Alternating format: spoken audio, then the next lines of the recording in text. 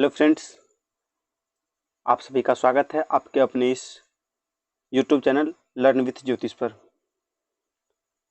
Friends, आज के इस वीडियो में हम लोग एनसीईआरटी सीरीज के तहत क्लास 9th के ज्योग्राफी को देखेंगे। इसके पहले वीडियो में हम लोग क्लास 9th का और 11th का ज्योग्राफी का चैप्टर 1 हम लोग देख चुके हैं और दोनों में चैप्टर सेम ही था, दोनों में चैप्टर का नाम सेम ही था और दोनों में सेम ही चीज़ था, इसलिए हमने क्लास 9th और 11th को एक साथ करवा दिया था। अगर जो भी लोग उस वीडियो को नहीं देखे अभी तक, प्लीज़ उसका लिंक डिस्क्रिप्शन बॉक्स में है, आप लोग एक बार ज़रूर उसको देख लें ताकि जो पीछे चीज़ समझाया गया वो चीज़ आगे ये वीडियो आपको समझ में और बेटर से आए। और साथ ही जो भी लोग इस चैनल पर नए आए हैं, वीडियो पसंद आ रहा हो तो चैनल को सब्सक्राइब जरूर कर ले, वीडियो को लाइक और शेयर जरूर करें अपने दोस्तों के साथ। तो चलते हैं वीडियो की तरफ। तो आज के इस वीडियो में हम लोग ये चैप्टर 2 है, क्लास 9th का चैप्टर टू है, जिसका नाम है भारत का भौतिक स्वरूप। क्या? भारत का भौतिक स्वरूप। कहने का मतलब ये है कि भारत का जो भौतिक स्वरूप है कैसा है। भौतिक स्वरूप मतलब क्या? कहीं इसकी आकृति कैसी है, स्थलाकृति कैसी है। आप लोग देखे होंगे कहीं पर पर्वतीय क्षेत्र है, कहीं पर पठारी क्षेत्र है, कहीं पर मैदानी क्षेत्र है, कहीं पर पहाड़ी क्षेत्र है। तो इसी को कहा गया है भारत का भौतिक स्वरूप, यानी कि भारत का भौतिक स्वरूप कैसा है, इसके बारे में हम लोग आज चर्चा करेंगे। उससे पहले आप लोगों को जो हम चैप्टर 1 पढ़ाए हैं उससे कुछ क्वेश्चन है, वो क्वेश्चन मैं आप लोगों को देता हूं, 2 क्वेश्चन। उस क्वेश्चन का कमेंट आप लोग जरूर कीजिए, आंसर क्या होगा। सो जैसे पहला क्वेश्चन आपका, भारत का जो भौगोलिक क्षेत्र है, ठीक है, भारत का भौगोलिक क्षेत्र के आधार पर सबसे बड़ा जिला, ठीक है, क्या सबसे बड़ा जिला कौन सा है, इसका आंसर आप लोग जरूर दीजिए कमेंट बॉक्स में। भारत का सबसे बड़ा जिला कौन सा है भौगोलिक स्वरूप के रूप में, ठीक है। और उसके बाद दूसरा क्वेश्चन आप लोगों से है कि बांग्लादेश भारत के साथ कितने राज्यों के साथ सीमा बनाती है, ठीक है। पहला क्वेश्चन तो आपका था। दूसरा क्वेश्चन है भारत और बांग्लादेश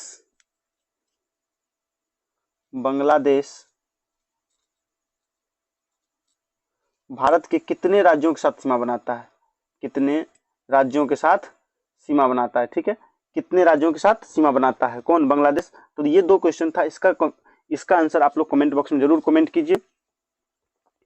चलते हैं अपने वीडियो की तरफ। हम लोग इस वीडियो में इस बुक को, एनसीईआरटी बुक को आराम से लाइन बाय लाइन रीडिंग करेंगे और उस चीज को समझेंगे। जो सबसे पहले तो ये समझ लीजिए, हम आपको इससे पहले वीडियो में हालांकि बताए हुए हैं कि हम लोग लाइन बाय लाइन क्यों पढ़ रहे हैं, क्योंकि बीपीएससी टीआरई में एकदम से इसमें से लाइन बाय लाइन से क्वेश्चन उठाया गया था। टीआरई 1 हो या 2 हो या 3 हो, जो हाल ही फिलहाल में एग्जाम हुआ है, तो ये तीनों में जो है एग्जाम में जो क्वेश्चन पूछा गया था एकदम लाइन से बीच से उठाया गया था। इस कारण आप लोगों का रिक्वेस्ट था कि एनसीईआरटी, इसलिए हम एनसीईआरटी का लाइन बाय लाइन पढ़ा रहे हैं ताकि यहां से अगर कोई क्वेश्चन पूछा जाए तो उसका हल आप लोग आसानी से कर सके। देखते हैं, कह रहा है जैसा कि आप जानते हैं कि भारत विभिन्न स्थलाकृति वाला एक विशाल देश है। हम लोग जानते हैं भारत का एक विशाल देश है जिसकी स्थलाकृति अलग अलग विभिन्न प्रकार की है। आप किस प्रकार के क्षेत्र में, भूभाग में रहते हैं, कमेंट बॉक्स में जरूर करें कि आप लोग किस क्षेत्र में रहते हैं, मैदानी में रहते हैं, पठारी में रहते हैं या पर्वतीय क्षेत्र में रहते हैं, जरूर कमेंट करें। यदि आप मैदानी क्षेत्र में रहते हैं तो आप वहां के दूर तक फैले विशाल मैदानों से परिचित होंगे। यदि आप पर्वतीय क्षेत्र में निवास करते हैं तो आप पर्वतीय ढलानों के जानकारी आपको अधिक होगी, ठीक है, घाटियों की जानकारी अधिक होगी। जैसे हम लोग मैदानी क्षेत्र में रहते हैं तो हम लोग ये देखते हैं कि यहाँ सिर्फ मैदान ही मैदान है, लेकिन जो लोग पहाड़ी क्षेत्र में रहते हैं उसको अधिकतर पहाड़ी ही दिखाई देता होगा।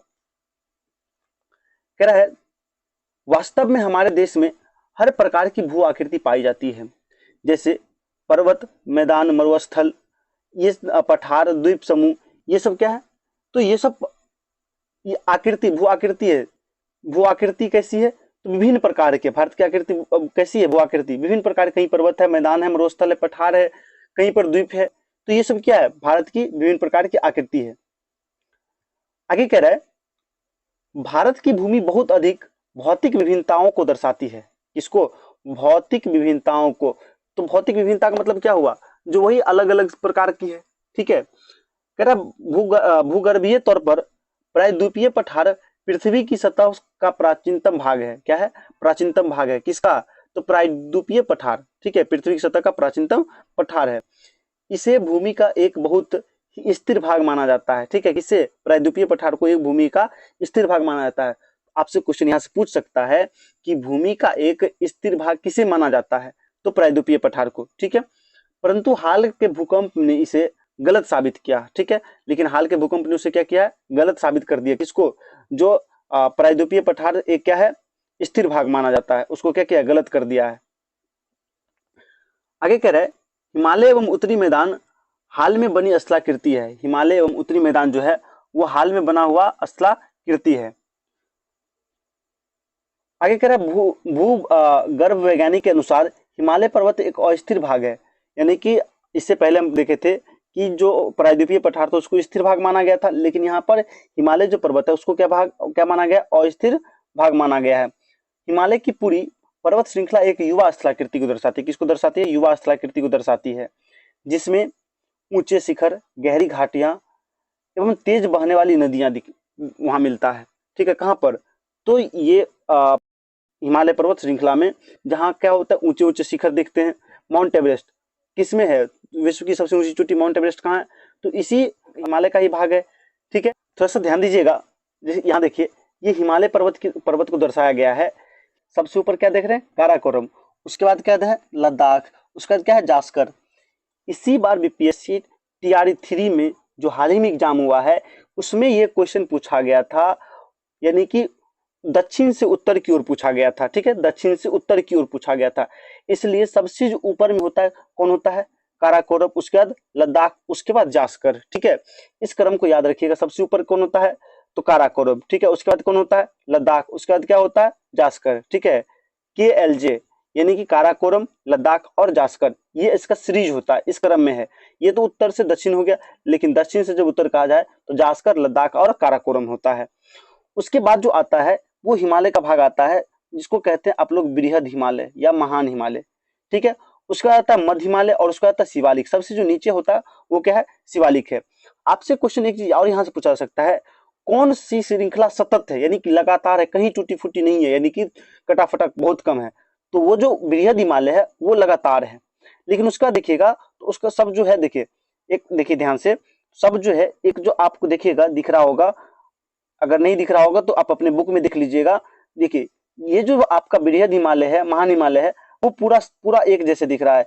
लेकिन देखिए यहाँ पर लघु हिमालय या मध्य हिमालय को देखिए, ये जो छोटा सा कटा कटा कटा कटा दिख रहा है, ठीक है। और शिवालिक को देखिए, शिवालिक भी यहाँ कटा हुआ है, यहाँ भी कटा हुआ है शिवालिक, है ना। इस तरह से शिवालिक क्या है? कटा कटा है। इसलिए सतत सतत श्रेणी कौन सी है? तो ये बृहद हिमालय, ठीक है ना। कौन सी? बृहद हिमालय सतत श्रेणी है। अच्छा एक चीज और यहाँ पर देखिए, ये जो यहाँ से प्रारंभ होती है, ठीक है ना। यहाँ देखिए एक चीज और देखिए, इधर चौड़ा है और लेकिन धीरे धीरे धीरे पूर्व की दिशा में जाते जाते ये क्या हो जा रहा है? पतला होते जा रहा है, ठीक है ना। यानी कि उत्तर पश्चिम दिशा में ये चौड़ा अधिक है और पूर्व की दिशा में ये चौड़ा कम है, ठीक है। देखिए आगे कह रहा है, उत्तरी मैदान जलोढ़ निक्षेपों से बने हैं। प्रायद्वीपीय पठार आग्नेय तथा रूपांतरित शैलों वाली कम ऊंची पहाड़ियों एवं चौड़ी घाटियों से बना है, ठीक है ना। क्या कह रहा है? जो उत्तरी मैदान जो है वो किससे बना है? जलोढ़ निक्षेप से बना है। जलोढ़ निक्षेप कैसे होता है? जो ये बाढ़ के द्वारा जो पानी आता है उसमें से निकलता है जलोढ़ निक्षेप, ठीक है। तो उसके द्वारा क्या है? ये जलोढ़ निक्षेप बन जाता है। प्रायद्वीपीय पठार आग्नेय तथा रूपांतरित शैलों वाली कम ऊंची पहाड़ियों वाली चौड़ी घाटी से बना है, ठीक है ना। किससे बना है? चौड़ी घाटी से बना है, पहाड़ियों एवं चौड़ी घाटी से बना है। क्या? कौन सा? प्रायद्वीपीय पठार। प्रायद्वीपीय पठार किस किस से बना? आग्नेय एवं रूपांतरित शैलों से। अब वहां पर कैसी चोटी मिलती है? तो कम ऊंची, कहाँ? क्या? कम ऊंची पहाड़ियां एवं चौड़ी घाटियां से, ठीक है ना। तो चौड़ी घाटियां कहाँ मिलेगा? तो प्रायद्वीपीय पठार में, ठीक है। कहाँ? प्रायद्वीपीय पठार में। अब देखिए कह रहा है मुख्य भौगोलिक वितरण, भारत का जो है मुख्य भौगोलिक वितरण। कह रहा है भारत की भौगोलिक आकृतियों को निम्नलिखित वर्गों में विभाजित किया जा सकता है। हिमालय पर्वत श्रृंखला, उत्तरी मैदान, प्रायद्वीपीय पठार, भारतीय मरुस्थल, तटीय मैदान एवं द्वीप समूह। ये 6 ये इसको बांटा गया है, ठीक है ना। किसमें? तो भारत का जो भौतिक विभाजन उस रूप में इसको बांटा गया है। सबसे पहला आता है हिमालय पर्वत। क्या? हम लोग अभी हिमालय पर्वत को देखेंगे। अभी इससे पहले हम आपको मैप में दिखाए थे हिमालय पर्वत, तीन तीन हिमालय पर्वत के 3 भाग हैं, कौन कौन? सबसे पहले जो ऊपरी हिमालय है उसको क्या कहते हैं? महान हिमालय या वृहद हिमालय, ठीक है। उसका दूसरा जो भाग था जो असतत था, ठीक है, उसको क्या कहते थे? उसको कहते थे लघु हिमालय या मध्य हिमालय, ठीक है। और तीसरा जो भाग था जो सबसे नीचे आता है उसको क्या कहता है? क्या कहा जाता है? शिवालिक कहा जाता है। क्या कहा जाता है? शिवालिक। हम लोग देखते हैं इसमें क्या कह रहा है। कह रहा भारत की उत्तरी सीमा पर विस्तृत हिमालय भूगर्भीय रूप से युवा एवं बनावट की दृष्टि से वलित पर्वत श्रृंखला है। क्या है? तो आपसे क्वेश्चन यहाँ समझिए, जो आपसे सीधा सीधी क्वेश्चन, हिमालय जो पर्वत श्रृंखला है वो कैसी है? तो वलित पर्वत श्रृंखला कैसी है? वलित पर्वत श्रृंखला है। ये पर्वत श्रृंखलाएं पश्चिम पूर्व दिशा में सिंधु से लेकर के ब्रह्मपुत्र तक फैली हुई है। क्या कहा? पश्चिम पूर्व दिशा में, इस दिशा से लेकर के, यहां से लेकर के कहां पर? ब्रह्मपुत्र, सिंधु नदी से लेकर के ब्रह्मपुत्र नदी तक फैली हुई है। उसका कह रहा है हिमालय विश्व की सबसे ऊंची पर्वत श्रेणी है और एक अत्यधिक असम अवरोध में से एक है, ठीक है ना। क्या? असम अवरोध में से एक है। ये 2400 यानी 24 किलोमीटर लंबाई में फैले एक अर्धवृत्त निर्माण करते हैं। यहां से क्वेश्चन बन सकता है, ये जो इसका जो लंबाई कितना है? 2400 किलोमीटर है। कितना है? 2400 किलोमीटर है। और ये किस चीज का निर्माण करता है? अर्धवृत्त का निर्माण करता है। किसका निर्माण करता है? अर्धवृत्त का निर्माण करता है। कह रहा है इसकी चौड़ाई कश्मीर में 400 किलोमीटर तथा अरुणाचल प्रदेश में 150 किलोमीटर है। यानी कि कश्मीर तरफ में जो है वो चौड़ा अधिक है और अरुणाचल प्रदेश तरफ में जाते जाते, पूर्वी क्षेत्र में जाते जाते ये इसकी चौड़ाई कम होती गई है। पश्चिमी भाग की अपेक्षा पूर्वी भाग ऊंचाई में अधिक विविधता पाई जाती है। क्या कहा? फिर समझिए, पश्चिमी भाग की अपेक्षा पूर्वी भाग में, यानी कि पूर्वी भाग में क्या होता है? अधिक ऊंचाई पाई जाती है, ऊंचाई में अधिक विविधता पाई जाती है। अपने पूरे देशांतरीय विस्तार के साथ साथ हिमालय को 3 भाग में बांट सकते हैं। इन श्रृंखलाओं के बीच बहुत अधिक संख्या में घाटियां पाई जाती है। सबसे उत्तरी भाग में स्थित श्रृंखला को महान या आंतरिक हिमालय कहा जाता है या हिमाद्री कहते हैं। यहाँ पर 3 नाम कह रहा है। क्या क्या? सो देखिए, सबसे पहला क्या कहा? इसको क्या कहा जाता है? आंतरिक हिमालय, महान हिमालय या हिमाद्री कहा जाता है, ठीक है। ये सबसे उत्तरी है। क्या? सबसे उत्तरी श्रृंखला, यानी कि आपसे पूछा जाए हिमालय पर्वत की सबसे उत्तरी श्रृंखला क्या है, तो सबसे उत्तरी श्रृंखला है महान हिमालय या आंतरिक हिमालय या हिमाद्री। यह सबसे अधिक सतत श्रृंखला, आपको पहले बताइए क्या है? सबसे अधिक सतत श्रृंखला है जिसमें 6000 मीटर की औसत ऊंचाई वाले सर्वाधिक ऊंचे शिखर हैं। यानी कि सबसे जो ऊंचे शिखर पाए जाते हैं वो वृहद हिमालय में ही पाया जाता है। किसमें पाया जाता है? वृहद हिमालय में ही पाया जाता है। इसमें हिमालय के सभी मुख्य शिखर हैं, जैसे माउंट एवरेस्ट हो गया, मकालू हो गया, कंचनजंगा हो गया, ये सब किस में आएगा? तो वृहद हिमालय में ही आ जाएगा। अब जैसे देखिए यहाँ से पूछा जाता है एग्जाम में, माउंट एवरेस्ट की ऊंचाई कितनी है? माउंट एवरेस्ट कहाँ है? नेपाल में है। माउंट एवरेस्ट को नेपाल में क्या कहा जाता है? सागर माथा। क्या कहा जाता है? सागर माथा, ठीक है। क्या कहा जाता है? सागर माथा कहा जाता है। कहाँ पर? नेपाल में, ठीक है। किसको? माउंट एवरेस्ट को। किसको? माउंट एवरेस्ट को। इसकी ऊंचाई कितनी है? 8848 मीटर। 8848 मीटर, ठीक है। कहीं कहीं किसी स्रोत में आपको 8850 भी मिलेगा, ठीक है, लेकिन नहीं, एनसीईआरटी 8848 ही लेकर के चलता है, ठीक है ना। उसके बाद कंचनजंगा जो भारत में स्थित है। भारत में सबसे ऊंची चोटी कौन सी है? कंचनजंगा ही है, जिसकी ऊंचाई कितनी है? 8598 मीटर। कितना? 8598 मीटर। उसके बाद मकालू है। मकालू कहाँ है? नेपाल में, जिसकी ऊंचाई कितनी है? 8481 मीटर। धौलागिरी कहाँ पर है? नेपाल में ही है, जिसकी ऊंचाई कितनी है? 8172 मीटर, ठीक है, 8172 मीटर। तो माउंट एवरेस्ट की ऊंचाई 8848 यानी कि 8848 मीटर। कंचनजंगा की ऊंचाई कितनी है? तो 8598 मीटर, ठीक है। उसके बाद मकालू की ऊंचाई कितनी है? 8481 मीटर। उसके बाद धौलागिरी की ऊंचाई कितनी है? तो 8172 मीटर। आगे देखिए, आगे कह रहा है नंगा पर्वत की ऊंचाई कितनी है? नंगा पर्वत भारत में ही पाया जाता है। इसकी ऊंचाई कितनी है? 8126 मीटर। अन्नपूर्णा देवी, अन्नपूर्णा कहाँ पर है? नेपाल में है, जिसकी ऊंचाई कितनी है? 8078 मीटर, ठीक है, 8078 मीटर। नंदा देवी भारत में स्थित है, जिसकी ऊंचाई कितनी है? 7817 मीटर, ठीक है। कामेत कहाँ है? भारत में ही है, जिसकी ऊंचाई कितनी है? 7756 मीटर। कितना? 7756 मीटर। नामचा बरुआ कहाँ पर है? भारत में ही है, ठीक है, जिसकी ऊंचाई कितनी है? 7756 मीटर। मंधाता, गुरुला मंधाता कहाँ पर है? नेपाल में है, जिसकी ऊंचाई कितनी है? 7,728 मीटर है। कितना है? 7,728 मीटर है। उसके बाद कह रहा है महान हिमालय के वलय की प्रकृति असमित है। ठीक है ना, क्या है? असमित है। ये क्वेश्चन पूछा गया था, महान हिमालय की वलय की प्रकृति कैसी है? असमित है। ठीक है ना, महान हिमालय की वलय की प्रकृति कैसी है? असमित है। हिमालय के इस भाग को क्रोड ग्रेनाइट का बना होता है। यानी कि इस भाग का जो क्रोड बना होता है, किस चीज का बना होता है? ग्रेनाइट का बना होता है। यह श्रृंखला हमेशा बर्फ से ढकी रहती है तथा इससे बहुत सारी हिमानियों का प्रवाह होता है। यानी कि यहाँ पर क्या कहा सो समझिए, यानी कि इसमें जो अधिकतर भाग होते हैं वो बर्फ से ढके होते हैं, किसी से बर्फ से ढका हुआ होता है। किसका? तो बृहद हिमालय का। ठीक है, बृहद हिमालय का। और जिससे क्या होता है? अनेक हिमाद्रियां निकलती है, जैसे और मैं इसके साथ साथ इससे कुछ रिलेटेड और अन्य जानकारी बता दूं जो इसमें नहीं दिया गया है। यह जो हिमालय पर्वत का सबसे जो प्राचीनतम, ठीक है, हिमालय श्रेणी का जो सबसे प्राचीनतम जो भाग है, ठीक है ना, यानी कि जो सबसे जो प्राचीनतम भाग है वो कौन सा है? तो वो आपका यही है। कौन सा? वृहद हिमालय। ठीक है, प्राचीनतम जो है वो कौन है? वृहद हिमालय। ठीक है, थोड़ा सा लिखने में प्रॉब्लम हो रहा है यहाँ पर, तो आप लोग मेरे बातों से समझिएगा। ठीक है, हो सकता है यहाँ पर थोड़ा सा मिस्टेक लिखने में हो जाए, इसलिए मेरी बात को ध्यान से समझिएगा। उसके बाद एक चीज और है, जो ये कहां से कहां तक फैला हुआ है? तो ये सिंधु नदी से लेकर के, ठीक है, कहां से लेकर के? सिंधु नदी से लेकर के अरुणाचल प्रदेश में नामचा बरवा तक फैला हुआ है। कहां से? नामचा बरवा तक। कहां तक फैला हुआ? नामचा बरवा तक फैला हुआ है। कौन? वृहद हिमालय। ठीक है, वृहद हिमालय कहां से कहां तक? तो सिंधु नदी से लेकर के नामचा बरवा तक फैला हुआ है। इसके बाद एक चीज और यहां पर याद रखिएगा, इसकी जो रचना है, ठीक है, इसकी जो रचना है वो समांतर वलय से हुआ है। किसी से हुआ है? समांतर वलय से हुआ है। ठीक है ना, किससे? समांतर वलय से हुआ है। किसका निर्माण समांतर वलय से हुआ है? तो वृहद हिमालय का जो निर्माण है वो समांतर वलय से हुआ है। ठीक है, उसके बाद एक चीज और याद रखिएगा, विश्व की जितनी सबसे ऊंची ऊंची चोटी होगी ये इसी में पाया जाएगा। ठीक है, आगे देखिए, हिमाद्री के दक्षिण में स्थित श्रृंखला सबसे अधिक असम एवं हिमाचल या निम्न हिमालय के नाम से जानी जाती है। क्या कहा? हिमाद्री के दक्षिण में स्थित श्रृंखला सबसे अधिक असम है एवं हिमाचल या निम्न हिमालय के नाम से जाना जाता है, जिसको आप लोग कहते हैं मध्य हिमालय। ठीक है, क्या? ये मध्य हिमालय।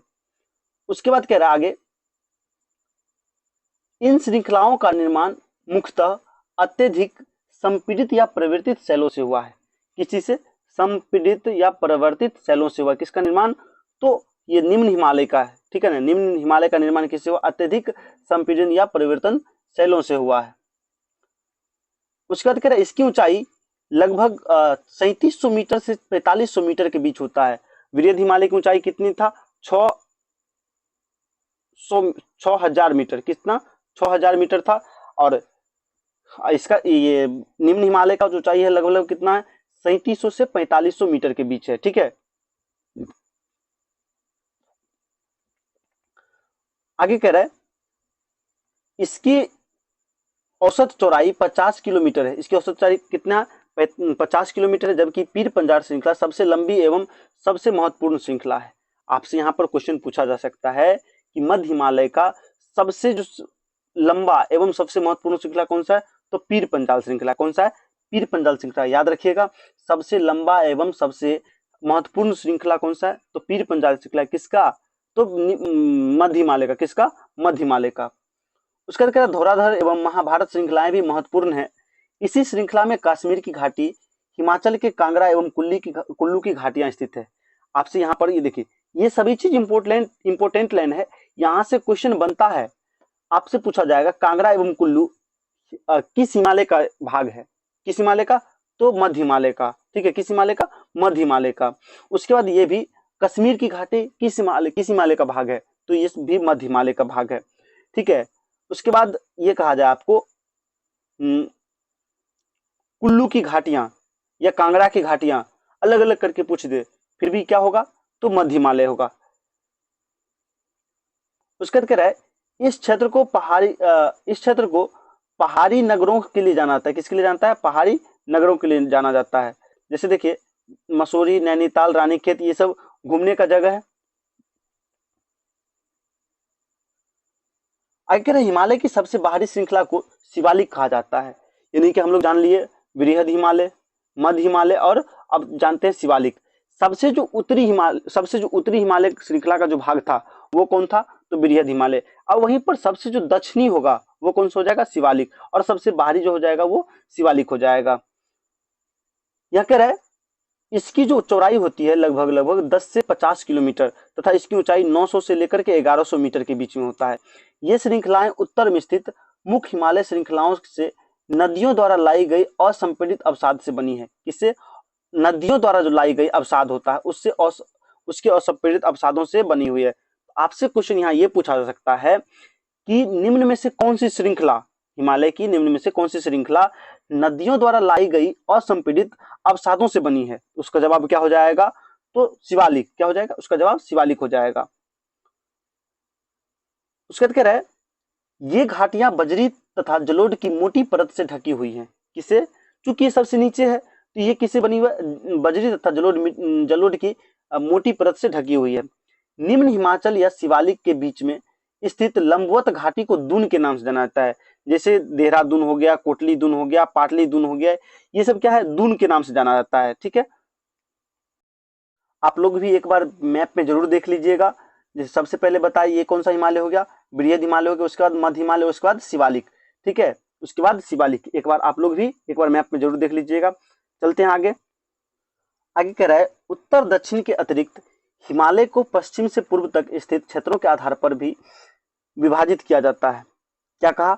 उत्तर दक्षिण के अतिरिक्त हिमालय को पश्चिम से पूर्व तक स्थित क्षेत्रों के आधार पर भी विभाजित किया जा सकता है। इन वर्गीकरण को नदी घाटियों की सीमाओं के आधार पर किया गया है। किसके आधार पर? नदी घाटियों के सीमाओं के आधार पर।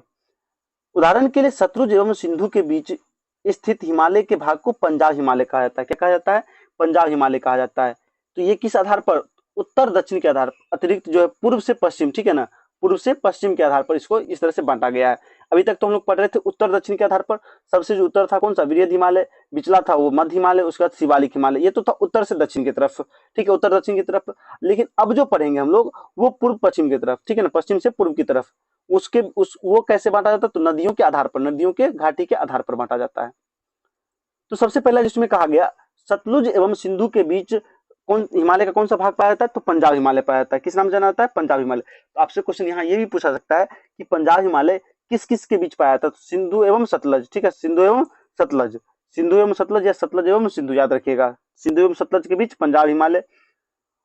कह रहे लेकिन पश्चिम से पूर्व तक क्रमशः इसे कश्मीर या हिमाचल हिमालय के नाम से जाना जाता है। किस चीज के नाम से जाना जाता है? हिमाचल हिमालय के नाम से जाना जाता है।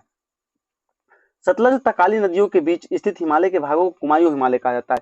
सतलज एवं काली के बीच कुमायूं। ठीक है, सिंधु सतलज के बीच पंजाब हिमालय, सिंधु और सतलज के बीच पंजाब हिमालय, सतलज एवं काली के बीच कुमायूं हिमालय, सतलज एवं काली के बीच कुमायूं हिमालय। कह रहे काली एवं तीस्ता नदी के बीच नेपाल हिमालय। ठीक है, काली एवं तीस्ता के बीच नेपाल हिमालय, काली एवं तीस्ता के बीच नेपाल हिमालय।